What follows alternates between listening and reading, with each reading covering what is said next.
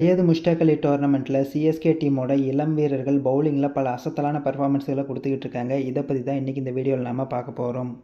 CSK டீமோட புது wicket keeper பேட்ஸ்மேனாக டெவலப் ஆகிறாரா ருத்துராஜ் கெய்க்வாட். அனைவருக்கும் வணக்கம். நீங்கள் பார்த்துட்டு இருக்கிறது ஆர்கேவின் சிஎன்சி தமிழ்.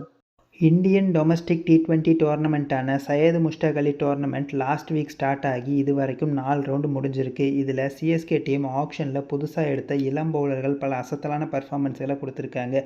இதை பற்றி தான் இப்போ நம்ம பார்த்துட்ருக்கோம்.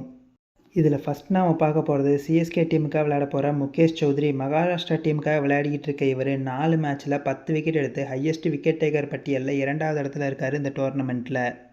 இந்த லிஸ்ட்டில் அடுத்த நம்ம பார்க்க போகிறது லெக் ஸ்பின் பவுலரான ஸ்ரேயஸ் கோபால். இவரும் சையது முஷ்டாக் அலி ட்ராஃபியில் ஹையஸ்ட் விக்கெட் டேக்கர் பட்டியலில் 9 விக்கெட்டுகளை வீழ்த்தி 4வது இடத்துல இருக்கார். அது மட்டும் இல்லாமல் சிக்கிம் அணிக்கு எதிராக இவர் விளையாண்ட மேட்ச்சில் 4 ஓவரில் 13 ரன் மட்டுமே விட்டு கொடுத்து 5 விக்கெட்டுகளை வீழ்த்தி அசத்தி இருந்தார்.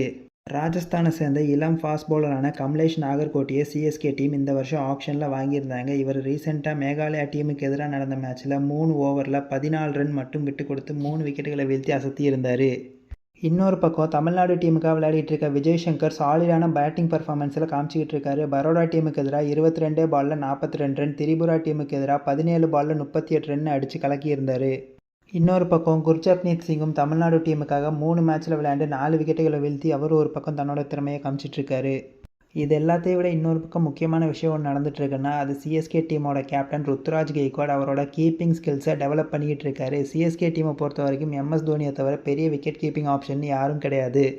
டெவான் கான்வேயை பொறுத்த வரைக்கும் விக்கெட் கீப்பிங் ஆப்ஷனாக இருந்தாலும் அவர் இன்டர்நேஷ்னலில் பெருசாக கீப்பிங் பண்ணுறது கிடையாது. இது மட்டும் இல்லாமல் வன்ஷ் பேடின்ற புது விக்கெட் கீப்பிங் ஆப்ஷனையும் டீமில் எடுத்திருக்காங்க. ஆனால் அவர்கிட்ட இருந்தும் பெருசாக எதிர்பார்க்க முடியாது. இதன் காரணமாக சிஎஸ்கே டீமில் சாலிட் 11ல் இருக்க ஒரு பிளேயர் கீப்பிங் ஆப்ஷன் எடுத்தே ஆகணும். அந்த வேலையை தான் ருத்துராஜ் கெய்க்வாட் இப்போ சிறப்பாக செஞ்சிட்ருக்காருன்னு தோணுது. ஏன்னா ரீசெண்டாக நடந்து முடிஞ்ச மகாராஷ்டிரா பிரீமியர் லீகில் கூட ருத்துராஜ் கெய்க்வாட் ஒரு சில மேட்ச்களில் விக்கெட் கீப்பராக இருந்தார். அதையே இப்போவும் கண்டினியூ பண்ணிகிட்டு இருக்காரு சையது முஷ்டாக் அலி டோர்னமெண்ட்லேயும்.